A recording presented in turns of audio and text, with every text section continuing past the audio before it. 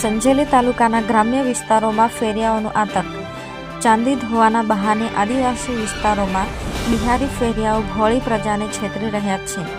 મળતી માહિતી મુજબ સંજેલી તાલુકાની અંદર તકડા મોહડી ગામની અંદર પલાશ ભીખાભાઈ માવજીભાઈના ઘરેથી બિહારી ફેરિયાઓએ ચાંદી ધોવડાવવા માટે આપી હતી. માવજીભાઈ આ બિહારી પર શંકા જતા ચાંદી 500 ગ્રામને બદલે 100 ગ્રામ ચાંદી કેમિકલવાળા પદાર્થોથી ઓગાળી અને બિહારી ફેરિયાએ ધોળા દિવસે સફળ ઓપરેશન બહાર પાડ્યું હતું.